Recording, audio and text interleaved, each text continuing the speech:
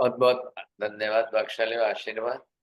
आज 4 फरवरी को मंगलवार के दिन हमारी गणधरवाद की 331वीं क्लास शुरू हो रही है। देखिए, 7वें गणधर मौर्य पुत्र स्वामी जी ये परमात्मा महावीर के पास पधारे हैं और इनका डिस्कशन चल रहा है। देवताओं का होना न होना, देव होते हैं नहीं होते हैं, इससे ज्यादा उनका भार है देवता आते नहीं। देवताओं के आने का न आने का कारण जो है वो भी हमने देख लिया। आज एक नए एंगल से हम फिर वापस बातचीत कर रहे हैं। ये आपको समझना है यहाँ पर। तो ये देखिए, इसके अंदर हम कर्म सिद्धांत के आधार पर देवगति नक्की कर रहे हैं। ध्यान रखिए, कर्म सिद्धांत के कारण देवगति का अस्तित्व है ऐसा नहीं है। कर्म सिद्धांत के आधार पर देव गति प्राप्त की जा सकती।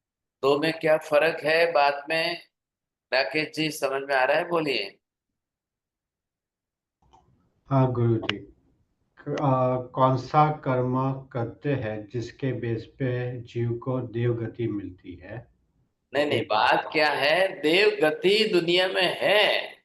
देवता है, देवलोक है, देव जाति है, देव गति है, अलग अलग प्रकार के किस्म के देवी देवता हैं।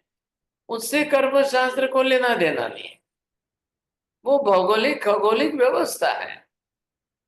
भूगोल खगोल के क्षेत्र के अंदर भाई, जैसे मनुष्य क्षेत्र है, तिरछा लोक भी है, अधोलोक भी है, ऊर्ध्व लोक भी है, देवलोक भी है, स्वर्ग भी है। ये तो दुनिया का एग्जिस्टेंस है कि अस्तित्व इस रूप में है। सवाल किस बात का है? जो है वो आखिर प्राप्त कौन करेगा? जाएगा तो कौन जाएगा देवगति में?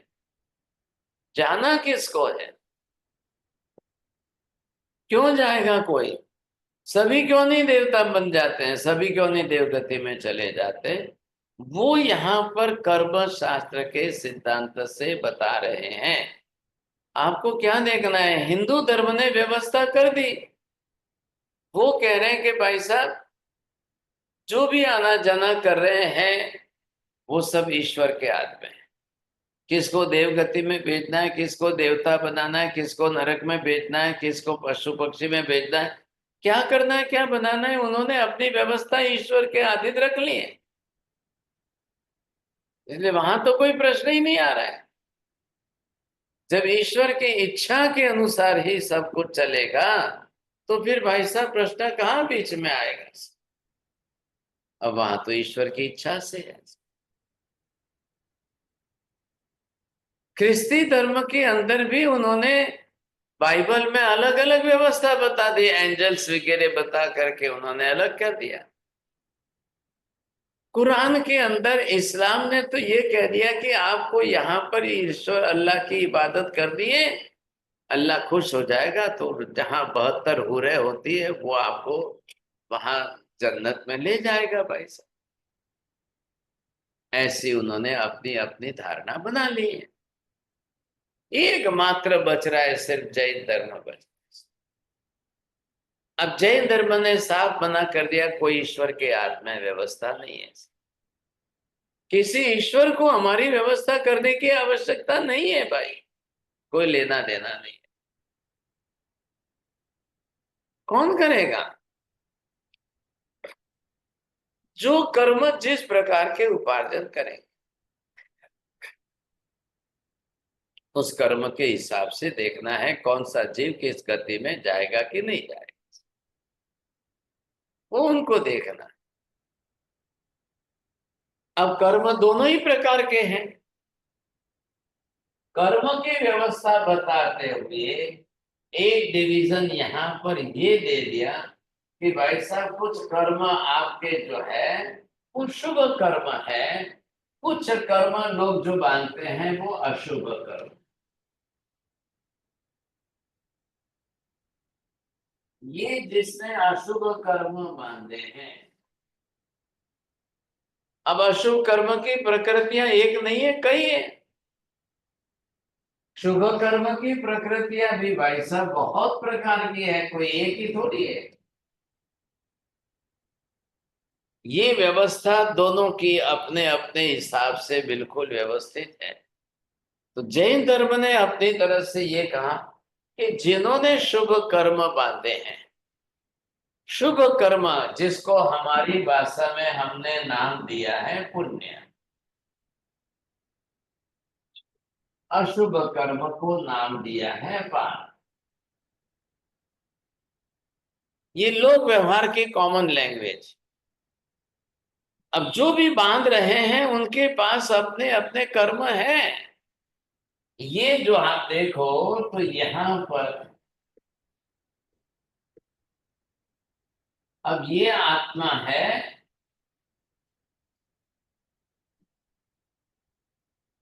अब जिसने भी अपनी तरफ से शुभ कर्म पुण्य उपार्जन करके रखा है,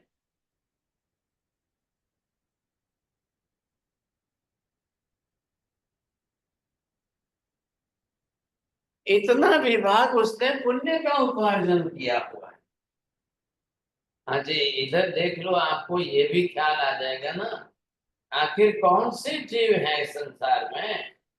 और ये जो है इधर आप ये देखोगे तो इसमें जीव ने जितने प्रमाण में पाप कर्म उपार्जन किया,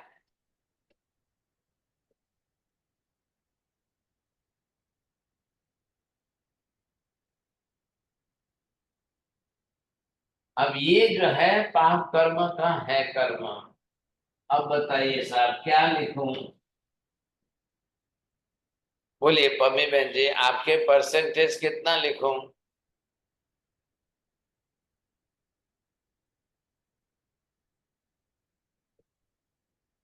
सबके अपने अपने परसेंटेज, आपको अपना हिसाब देना है। अब इसके हिसाब से तो लग रहा है कि 90% यहाँ पर पाप का चल रहा है, 10% आपका मुश्किल से शुभ पुण्य का। अब ये अगर जिसको भी उल्टा सल्टा जिसका जितना करना है, आप अपना अपना करिए साहब। किसी को किसी से कोई मतलब नहीं है। मेरे सर्टिफिकेट से आपको नहीं चलना है, आपके सर्टिफिकेट से मुझे नहीं चलना। मैंने जो किए हैं, आज के जन्म के शुभ पुण्य कर्म मेरे कितने हैं, लास्ट पास्ट लाइफ के मेरे शुभ पुण्य कर्म उपार्जन किए हुए कितने हैं, किस जन्म के कितने अभी मेरे स्टॉक में रेडी है, ये मुझे देखना है अपने आप में। और ये भी देखना है कर्म कर्म ही है। इधर देखो, कोई इसमें और इसमें क्या फर्क है। ये भी कार्बन वर्गना के पुद्गल परमाणु से बन रहा है, ये भी कार्बन वर्गना के पुद्गल परमाणु से बन रहा है। क्या फर्क है इसमें दोनों के अंदर।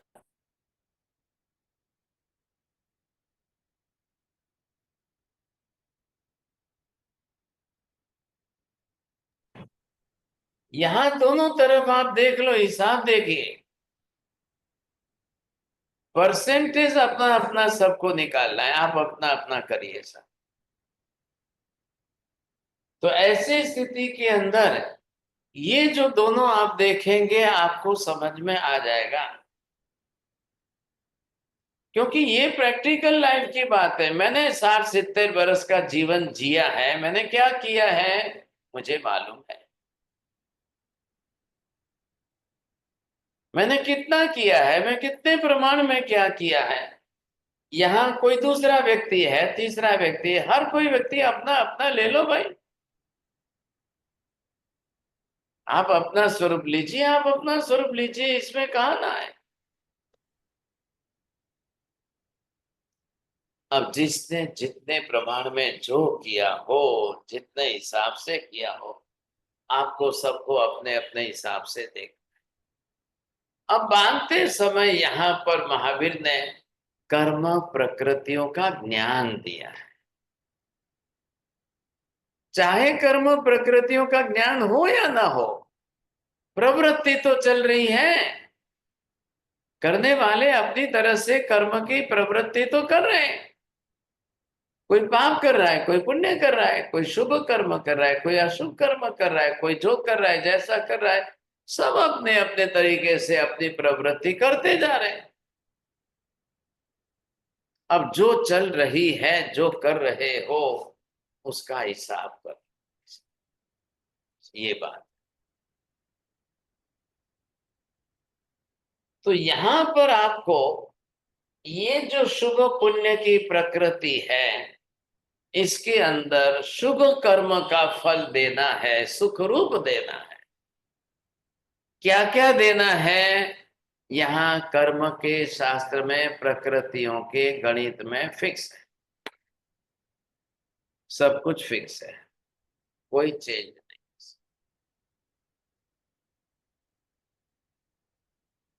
आज से नहीं है भाई साहब, अनादि अनंत काल से। ये ध्यान रखिए, कर्म शास्त्र, कर्म सिद्धांत परमानेंट व्यवस्था है। शुभ कर्म भी परमानेंट है, अशुभ कर्म भी परमानेंट है।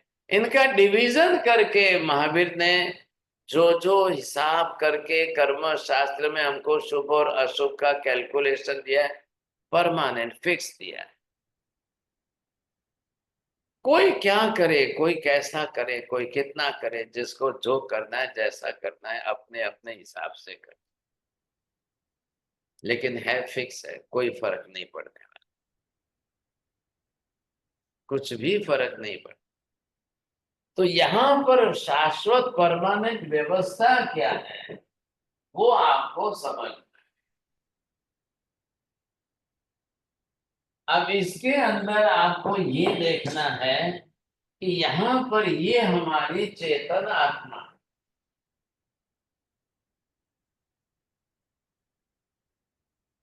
अब ये आत्मा है, कब कौन से कर्म, कैसे कर्म उपार्जन कर रही है।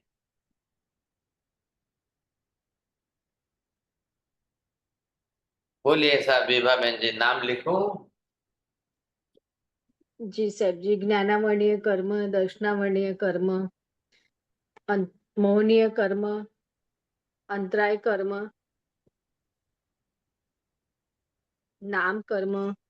अब ये जो कर्म है आप इधर देख रहे हो, बोलिए मनीषा बहन जी, ये शुभ है कि अशुभ है? ये गुरुजी अशुभ ही हैं, इनकी शुभ प्रकृति नहीं होती। हाँ, अब ये भी अशुभ है। आपने ज्ञानावर्णीय कर्म जितना ज्यादा उपार्जन किया है, बांधा है, उतना ज्ञान नहीं हो रहा है आपको, आपको याद नहीं हो रहा है, आपको समझ में नहीं आ रहा है, ये अशुभ है, इसमें कुछ भी पुण्य नहीं है। ये सब कर्म जो है बिल्कुल अशुभ है, बहुत ज्यादा अशुभ है। भाई हमारा जीवों का सारा व्यवहार ज्ञान पर चल रहा है, और इतना भारी ज्ञानावर्णीय कर्म अगर हो हमारा, तो क्या शुभ है इसमें, कौन सा शुभ है? ये चल रहा है आपका दर्शनावर्णीय कर्म चल रहा है। अब ये प्रकृतियां, इसमें आपने दर्शनावर्णीय की बांधी है, क्या शुभ है इसमें? कुछ भी शुभ नहीं है, ये भी अशुभ के रूप में आ जाएगा। इधर देखिए, ये मोहनीय कर्म है, अब ये मिथ्यात्व मोहनीय, ये अनंतानुबंधी कसाय मोहनीय है, ये देख लो आप। अब जो जो इसके राग द्वेष की है, क्रोध मान माया लोभ की है, अब क्या शुभ क्या है इसमें? ये मोहनीय कर्म है ना, अब ये सब अशुभ है। ये आपने देख लिया अंतराय कर्म है।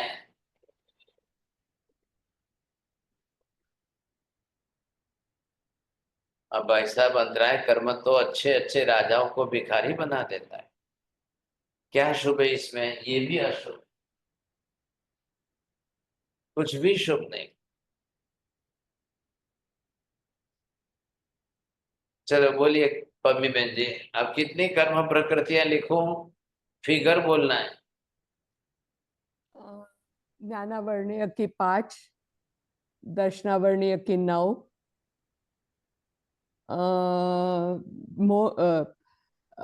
मोहनीय की 28 और अंतराय की 5। हाँ जी बोलिए साहब, टोटल 47 गुरुजी। अरे वाह, बहुत अच्छा है। ये हो गए 4 के अंदर जो है, आप देख लो इसके अंदर। अब ये 47 जो है, अब ये सब अशुभ कर्म की प्रकृति है। अब ऐसी अशुभ कर्म की प्रकृति, कोई कम बांधता है, कोई ज्यादा बांधता है, कोई कितना बनता है, कोई कितने प्रमाण में बांधता है, जो करे जितना करे जिस हिसाब। क्या करेंगे भाई साहब, कैसे करेंगे बताइए। ऐसी स्थिति में इतनी भारी अशुभ कर्म की प्रकृतियां, कोई देवगति की बात ही नहीं है, ये हमारी डे टू डे लाइफ की बात चल रही है। इधर देखिए, ज्ञान से क्या करना है, जानना है आपको, दर्शन में देखना है, मोहनीय में आपने अपना स्वभाव बना दिया, ये नेचर स्वभाव बना रहा है, अंतराय आपकी लाइफ में ऑब्स्ट्रक्शंस खड़े कर रहा है। बोलिए अब क्या शुभ कहाँ है, कहाँ बताएंगे आप देवगति कहाँ से लानी। इधर आइए, अब ये बात चलिए इसकी, ये है नाम कर्म। अब ये नाम कर्म जो है, ये गोत्र कर्म है, ये वेदनीय कर्म है, और ये आयुष्य कर्म। हो गए ना 8 कर्म, ये 4 है, ये 5वां है, ये 6वां, 7वां, 8। अब नाम कर्म की यहाँ पर जो है, ये 103 प्रकृति। हाँ जी बोलिए राकेश जी, गोत्र कर्म की कितनी है? 2। वेदनीय कर्म की 2 और आयुष्य की आयुष्य 4। की।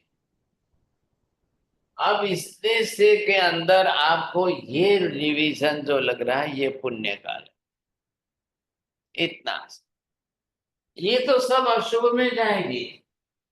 नाम कर्म के अंदर भी अशुभ की बहुत है। ये गोत्र कर्म की ये एक अशुभ है, ये नीच गोत्र कर्म है, ये उच्च गोत्र कर्म भी, ये एक पुण्य में आ गई। ये अशाता वेदनीय है, ये शाता वेदनीय आपकी पुण्य में आ गई। इधर ये 4 गति के आयुष्य है, इधर ये आपके 3 आयुष्य पुण्य में आ गए, 1 आयुष्य अशुभ नरक गति का आयुष्य। बाकी लोग सब जीना चाहते हैं ना। अब यहां पर आप देख लो, ये आ गई इनकी, चलो गिनती करो। 42। बस अब ये आपने देख लिया यहाँ पर 42 प्रकृति।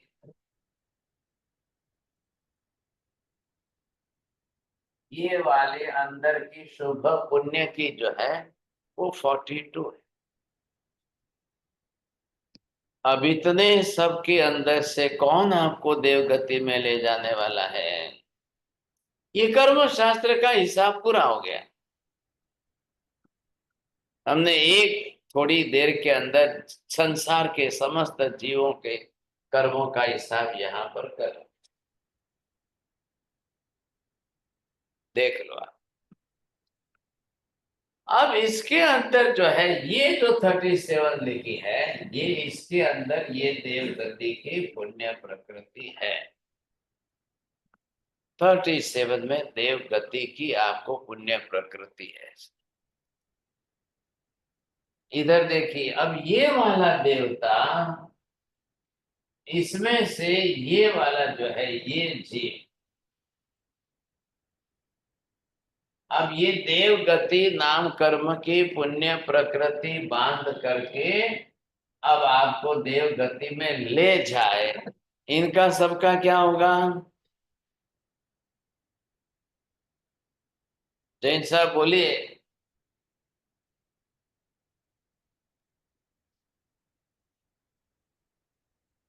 ये एक पुण्य प्रकृति ये आपको देवगति में ले जाएगी, तो ये सब साथ में जाएगी कि नहीं जाएगी? साथ में रहेंगे। क्या यहाँ सब खत्म हो जाएगी क्या? वे साथ में रहेंगे महाराज साहब। फिर अब ये वहां देवता बन करके चले गए। चलो भाई ठीक है, आप देवगति में जाओ। आपने यहाँ पर आकर देवगति का पुण्य कर्म उपार्जन किया। गति नाम कर्म की बात है, इसका कोई लेना देना नहीं, इसका कोई लेना देना नहीं। ये मोहनीय कर्म है तो इसके अंदर स्वभाव आ रहा है कि नहीं? स्वभाव आ रहा है। ये कसाय के स्वभाव इसमें साथ में चलेगा। देवता बन गया तो क्या हो गया? देव बनने से क्या होता है? क्लेश कसाय का स्वभाव, लड़ाई झगड़ा मारा मारी सब है। वहां तो सब होने वाला, सब कुछ होने, कोई फर्क पड़ने वाला नहीं। ये दर्शनावरणीय कर्म साथ में लेके जाएगा, ये ज्ञानावरणीय कर्म साथ में लेकर जाएगा। अब उसकी मेमोरी कम है कि ज्यादा है? उसकी समझ शक्ति ज्ञान दशा कम है कि ज्यादा है? क्या है उसके पास वहां पर? बरोबर साथ में चलेगा। प्रवृत्ति तो इनको करनी है। ये तो गोत्र कर्म है, उच्च गोत्र नीच गोत्र। कोई जरूरी नहीं है कि सभी देवता उच्च गोत्र के ही होवे। गति ने आपको देव गति में भेजा है, नीच गोत्र होगा तो हल्के देवी देवता बनना पड़ेगा, उससे कोई लेना देना नहीं। आप ये और ही अलग चल रहा है। अब यहाँ पर आपको ये देखना है ये कौन सा कर्म आपको लेके जा रहा है। अब आपने देव गति कर्म उपार्जन किया,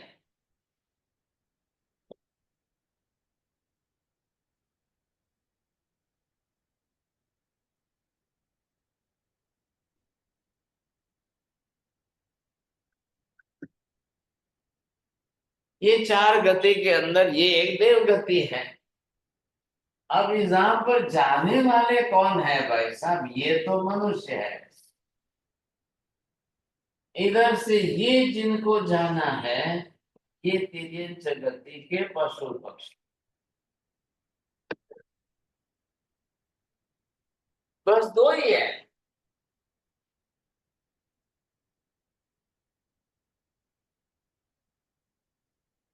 ये जाने वालों के अंदर सिर्फ ये दो है। रोज जा रहे हैं, रोज। ये भी जीव जाएगा, इसने भी अपनी देवगति का पुण्य उपार्जन किया। अब ये गाय जाए, भैंस जाए, बैल जाए, घोड़ा जाए, हाथी जाए, कैमल जाए, जो भी जाए जाएगा। इसने अपनी तरह से अच्छी देवगति का पुण्य अच्छा उपार्जन किया है तो जाएगा। क्यों भाई? ना थोड़ी बोलेंगे हम, ना नहीं बोल सकते, बिल्कुल नहीं। सबको खुला मैदान है, सबके पास खुला मैदान, कोई भी जाओ जिसको जाना है। अब ये भी वहां जा सकते हैं देवगति में, ये भी जा सकते हैं, मनुष्य भी जा सकते। अब मनुष्य तो है ही संख्या। इधर देखिए मनुष्य की संख्या टोटल कितनी है? ये तो है ही संख्यात है। और देवी देवता यहाँ पर जो है वो असंख्य है।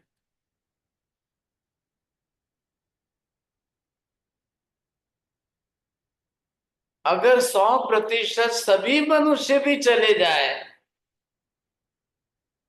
तो भी देवलोक तो आधा भी नहीं भरेगा। टोटल सभी मनुष्य अगर चले जाए तो भी देवलोक के अंदर आधा भी नहीं बने, संभव नहीं। क्योंकि देवी देवता तो असंख्य है, असंख्य, और मनुष्य सिर्फ संख्यात है। अब 100% मनुष्य तो जाने वाले नहीं है, पॉसिबल नहीं है। क्योंकि मनुष्यों को तो सब जगह पर जाना है ना। मनुष्य को तो नरक में भी जाना,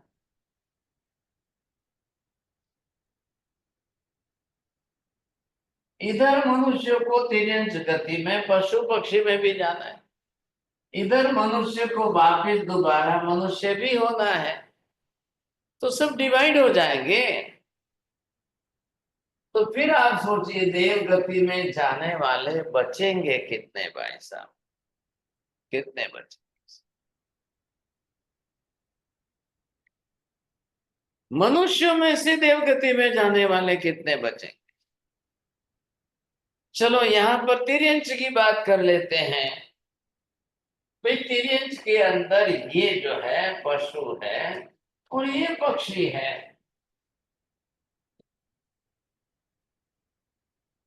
अब इनको भी तो जाना है। अब ये भी जो है मैक्सिमम नरक में भी जाएंगे, कुछ मनुष्य में भी जाएंगे, दोबारा रिपीट वो पशु पक्षी भी बनेंगे, तो फिर आखिर वो देव गति में जाएंगे। जहां पंचेंद्रिय जीवों की हिंसा, वो तो फिर नरक में ही जाएंगे ना। चांद साहब को बता दिया शाश्वत एक परमानेंट व्यवस्था क्या है, वो आपको स्वरूप समझा दिया। यहाँ गति नाम कर्म से चल रहा है। तो जो गति नाम कर्म की व्यवस्था है उस हिसाब से बताया आपको। अब कौन जाए, कितने लोग जाए, कोई जैन धर्म के हिसाब से ईश्वर के हाथ में व्यवस्था नहीं है। जैन धर्म ने सारी व्यवस्था संसार के समस्त जीवों के ऊपर डाली हुई है। आपके खुद के कर्म क्या है, आपने कौन सा कर्म उपार्जन किया है, कैसे कैसे कर्म आपने उपार्जन किए, आप बताइए। किसी की ईश्वर की इच्छा से नहीं चल रहा है, तो फिर जीव जो जा रहे हैं, अब वो दो ही तो जा रहे हैं। इनका नरक का तो नारकी जीव तो जाते ही नहीं है, इनका प्रश्न ही नहीं आ रहा है। और देवता वापिस तो देव बनने नहीं, बनते ही नहीं ऐसा।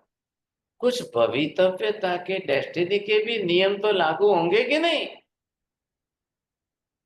ये देखना है आप। ऐसी स्थिति के अंदर अब यहां पर जो जो देवी देवता हैं, अब आप इधर ध्यान दीजिए। चलो भाई, संख्या की दृष्टि से तो असंख्य है ये। अब जो इन देवी देवताओं को वहां जाना है, पहुंचना है, तो उस हिसाब से ये देवता, अब इसमें से कौन किस तरफ जा रहा है। अब भवनपति में कौन जा रहा है, व्यंतर में कौन जा रहा है, बाण व्यंतर में कौन जा रहा है, तिर्यक द्रव्यक में कौन जा रहा है, ज्योतिषी में कौन जा रहा है, और वैमानिक में कौन जा रहा है। ये वहां की व्यवस्था है। आप देव गति में जाओ तो आपको उस हिसाब से जाना। आप व्यवस्था बरोबर देखें तो वैसा कर्म होना चाहिए। जो भवनपति में व्यंतर में चले जाएंगे उनकी बात करो, ये दोनों जो हैं तो ये अधोलोक के अंदर जाएंगे। ये दोनों का रहना नीचे है, अधोलोक के अंदर है। ये ज्योतिषी जाएंगे, ये तिरछा लोक में रहेंगे और ये ऊर्ध्व लोक में जाएंगे। बोलिए आशा बहन जी, देखो ख्याल आ गया। जी, आपने बताया कि जो देव गति में जाते हैं वो देव गति में भी सभी अलग अलग जातियां होती है। जैसे कि वैमानिक में जाएंगे वो ऊर्ध्व लोक में जाएंगे, ज्योतिष गति में जाएंगे वो तिरछा लोक में जाएंगे, और व्यंतर वाण व्यंतर भवनपति के सभी अधोलोक में जाएंगे। अब जो आपने, आपके पुण्य की मात्रा कितनी है,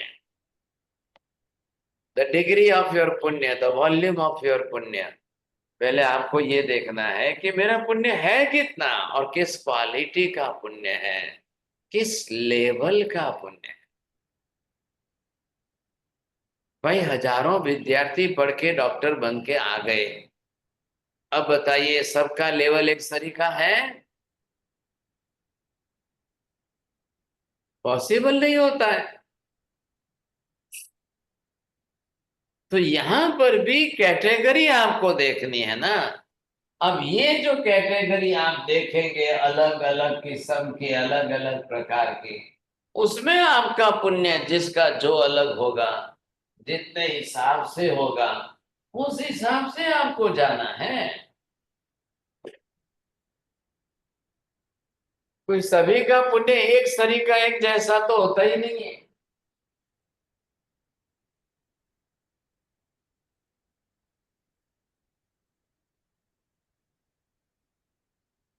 यहां आप अगर पुण्य का लेवल देखने जाओ तो ये नंबर 1, भवनपति के अंदर परमाधामी भी देव है, ये भी भवनपति में। नंबर 2, ये भवनपति के अंदर असुर कुमार है, ये 15 प्रकार के हैं, ये 10 प्रकार के हैं। ये असुर कुमार जो है ये 10 प्रकार के, ये भी भवनपति में। अब आपने तीसरे नंबर पर व्यंतर के अंदर, ये चौथे में बाण व्यंतर के अंदर, 5वें नंबर पर तिर्यक जंभग में। हाँ, अब आपका पुण्य कितनी डिग्री कितने प्रमाण में बढ़ रहा है कि नहीं बढ़ रहा है, किस लेवल का पुण्य उपार्जन किया है, देव गति में कौन से डिवीजन में आपको जाना है। फिर वापस कहता हूं, कोई ईश्वर बीच में नहीं आएगा। ये डिवीजन यहां पूरा हो गया। अब ये आप जाएंगे ज्योतिषी देवों में।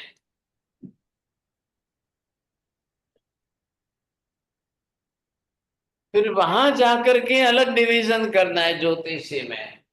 हाँ जी, आपको किस में जाना है, सूर्य में जाना है, चंद्र में जाना है, ग्रहों में जाना है, नक्षत्र में, तारा में।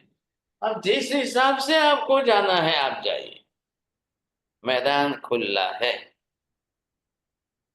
सिर्फ आपको अपनी कर्म प्रकृति बांध के रख, प्रमाण आपको देगा। अब ये विभाग पूरा हो गया। अब आप यहां से चलिए कल्पोपन्न के वैमानिक। अब यहां से आप चलिए, ये आ गया आपका कल्पातीत का वैमानिक। कल्पातीत के वैमानिक के अंदर फिर आपको अलग से जो है वो दोनों ग्रैविक में जाना है या सर्वार्थ सिद्ध में 5 अनुत्तर में। बोलिए, अब आप अपना डिवीजन नक्की कर लो, उस हिसाब से पुण्य प्रकृति उपार्जन करते टाइम में फिक्स करना। आप मॉल में जाते हो, स्टोर में खरीदने जाते हो, there are the thousands of the things are there. आपको क्या खरीदना है, क्या लेना है, it depends your own choice. तो जाने वाला तो भाई अब ये सब आ गया। अब ये किसका निमित्त है? ये सब देव गति है। सराग तामली तापस जो है वो सराग संयम से अकाम निजरा कर रहा है, आतापना ले रहा है। कैसा तप कर रहा है, क्या कर रहा है, जो कर रहा है उस समय जब उसने संथारा कर लिया, संलेखना कर ली, अर्शन कर लिया, तब यहां से असुर कुमार के देवों ने आकर के उनको कहा है कि आप हमारे लेवल के बन रहे हो, आ जाओ। असुर कुमार के अंदर वहां बलि चंचा की राजधानी, हमारे प्रेसिडेंट इस समय कोई नहीं है, तो आ जाओ, आप वहां इंद्र बन जाओगे। आप हमारे नाम का संकल्प करो। अब आपने संथारा किया है, आप तब कर रहे हो, जो कर रहे हो वो हमारे लेवल का हो गया, आप कर लो, हमारा नाम ले लो, हमारा संकल्प कर लो। हमारे असुर कुमार देवों में अधोलोक में आकर के आप इंद्र बन जाओगे। You will be the president there. लेकिन भाई साहब वो तो बड़े खुश नहीं हुए। मतलब थोड़ी बहुत तो समझ थी ना उनको। नहीं नहीं नहीं नहीं नहीं, मेरे को बहुत असुर कुमार में नहीं जाना है। अरे असुर कुमार वाले देवताओं ने कहा भाई साहब आओ आओ, देखो देखो देखो देखो, हमारी दुनिया बहुत बड़ी। हमारे यहाँ भी 10 प्रकार के असुर कुमार, ये पैलेस होते हैं, ये भवन होते हैं, ये हमारी रिद्धि सिद्धि, ये हमारी शक्ति संपत्ति सब, आओ आओ देखो देखो। उनको बहुत लुभाया, लेकिन वो समझदार थे, टस से मस्त नहीं हुए। बिल्कुल नहीं, नहीं। अब क्या किया उन्होंने? वो और थोड़ी उग्रता बढ़ाई अपने तप के अंदर की, अपने तप की जो बढ़ाई, तो उन्होंने यहाँ कल्पोपन्न के वैमानिक देव बनने के अंदर पहले देवलोक सौधर्म देवलोक पहुंचने में ही, ईशान देवलोक पहुंचने में वहां इंद्र बनने का उनका पुण्य उपार्जन हुआ। पहले ध्यान रखना, मैं पहले ही कह दे रहा हूं। फिर उसको, उन लोगों को ऐसा तब करने वाले को निर्जरा से मतलब नहीं है। जब समझ ही नहीं है उनके पास, सम्यक दर्शन ही नहीं है, श्रद्धा नहीं है उनकी, वो क्यों करेंगे, क्यों सोचेंगे? उनको कोई लेना देना नहीं।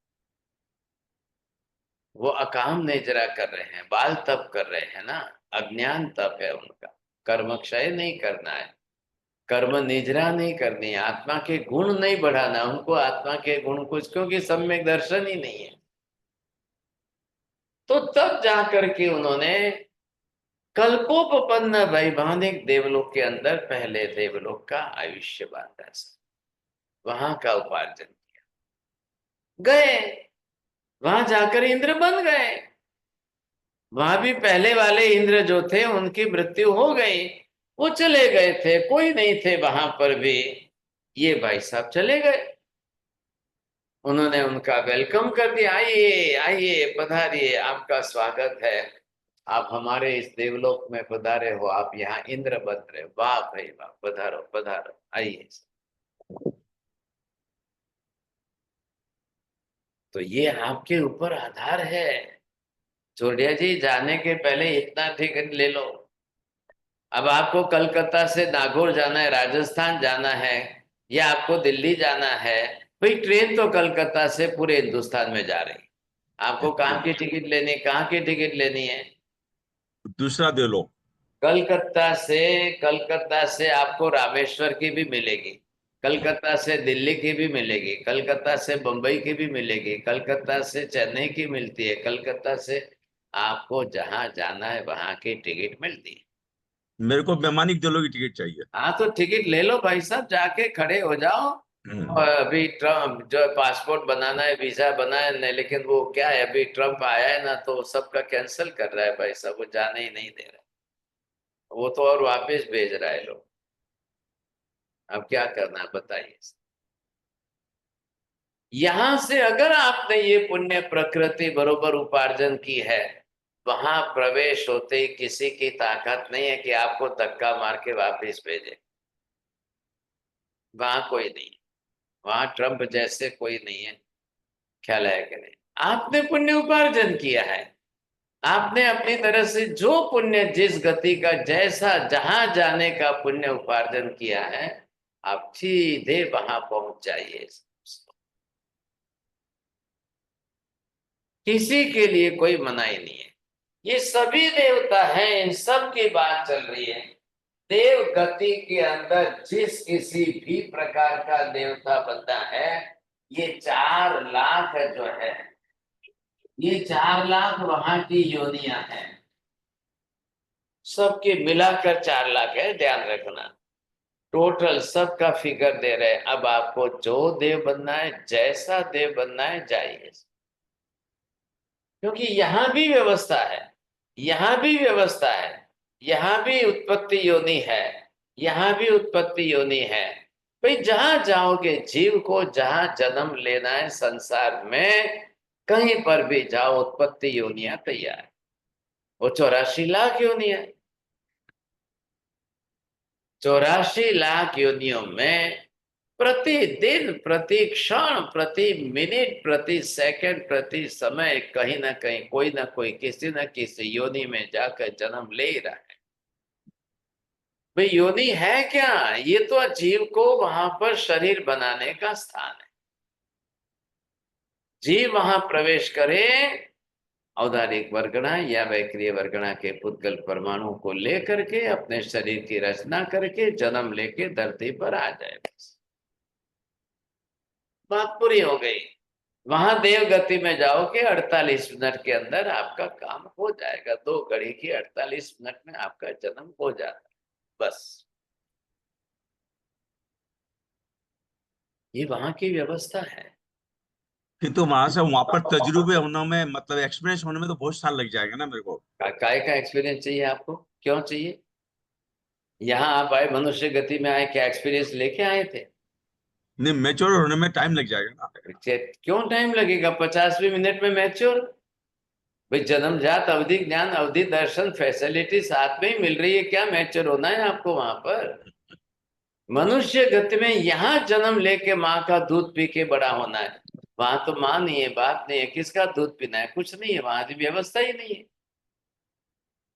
कोई माँ ही नहीं है, कोई बाप ही नहीं है, कोई भाई नहीं है, कोई बहन नहीं है, कोई पत्नी नहीं है, कोई पुत्र नहीं है, कोई परिवार नहीं है, कुछ नहीं है।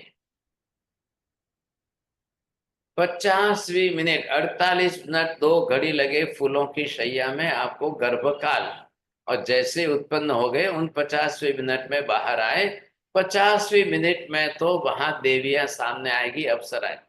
आप लिख लो भाई साहब चौड़िया जी, मैं आपको कहता हूं, ये एक्सपीरियंस आपको दे देता हूं। जैसे ही पहुंचो वहां पर, आप जो है ये तैयार, वो देवियां अप्सराएं आपका स्वागत करेगी। आइए पधारिए, आइए पधारिए, आपका स्वागत है। आपको पहले पूछेगी कहाँ से पधारे हो साहब? आप बोल देना मैं कलकत्ता से आ रहा हूँ। वो पूछेगी भाई ऐसा क्या पुण्य किया आपने? वो उधर मत बोलना कि मैं अरुण जी महाराज की क्लास पढ़ रहा था, अभ्यास कर रहा था। ये पुण्य नहीं है भाई साहब, ये पुण्य के खाते में मत डाल देना। जो पूछेंगे आपको फटाफट फिर आपको बता देंगे, ये देखिए, ये आपके लिए सिंहासन तैयार है, आइए पधारिए। ये सिंहासन, ये देखो, ये आपका भवन, पैलेस वगैरह सब रेडी है, आपको कुछ नहीं करना है। वो एक फर्नीचर भी। मैं तो बोलूंगा कि पहले मुझे समंदर भगवान का दर्शन करके आना था। तो फिर क्यों गए वहां पर?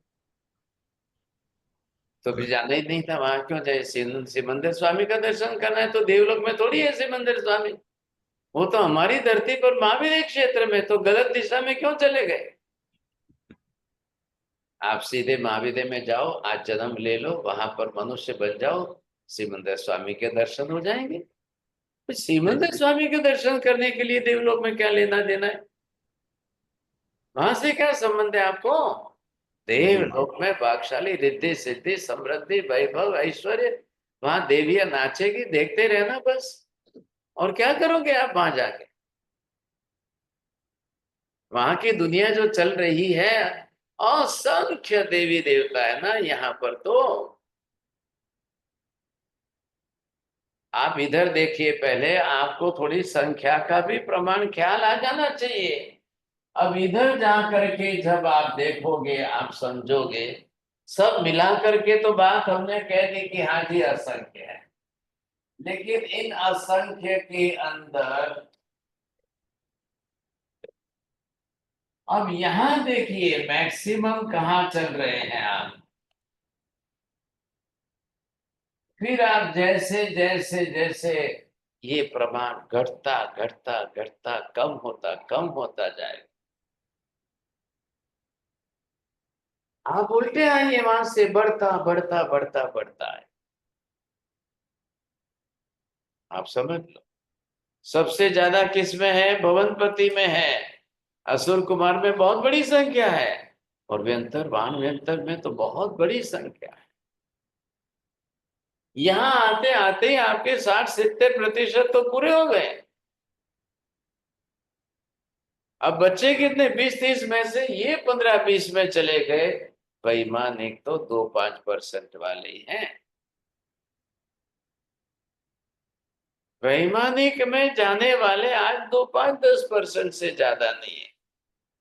बाकी तो जैसे जैसे आप नीचे आओ, ये अगर आप एरो समझ सकते हो तो ये एरो आपको ये बता रहा है, जैसे जैसे आप ऊपर ऊपर चढ़ते जा रहे हो संख्या घटती जाएगी घटती जाएगी। ध्यान रखिए, वहां पर जैसे है असंख्य की है, आपको ये देखना है। अब आप जैसे ऊपर गए, अब संख्या कितनी घट गई, कितनी कम होती जाएगी। अब आपको उल्टा समझना है, ये ले लो, आप यहां से नीचे आइए सर, ये लो, देखो संख्या बढ़ रही है। अब आपको जिस तरह से जितनी संख्या में जहां जाकर है,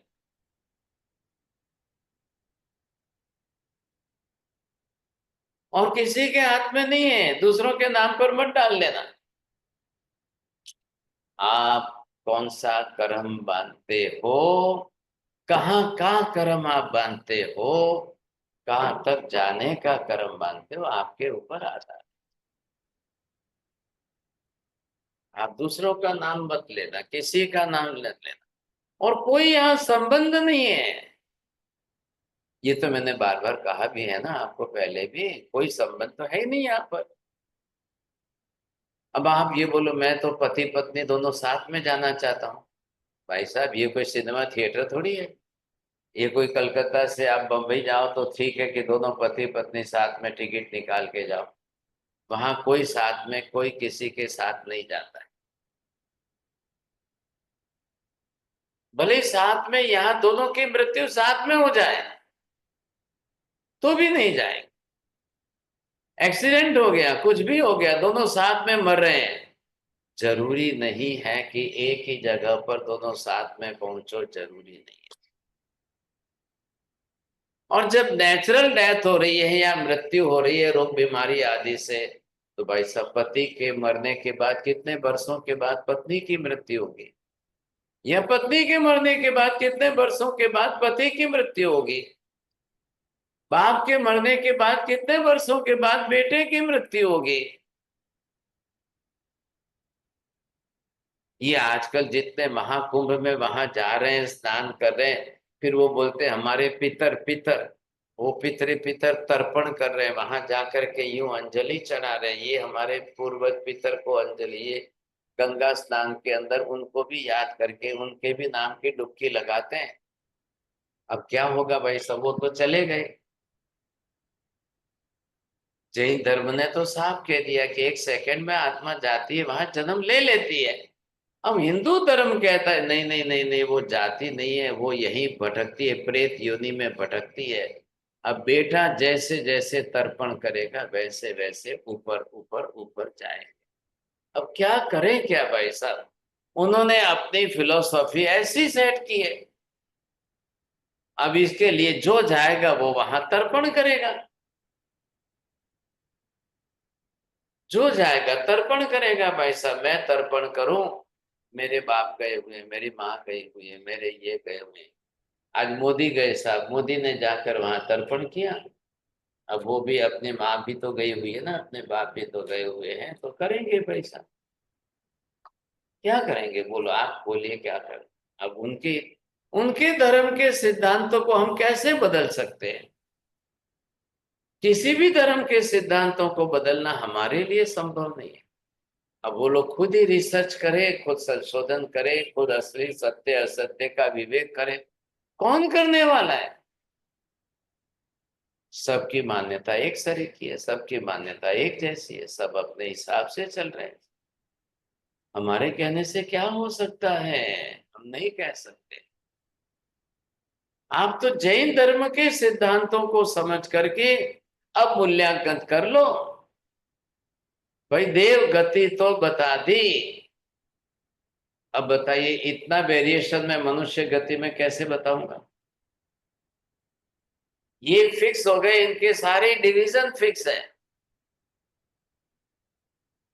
ये परमानेंट डिवीजन है भाई साहब, क्योंकि क्षेत्रीय व्यवस्था बनी हुई है, भौगोलिक खगोलिक व्यवस्था बनी हुई है।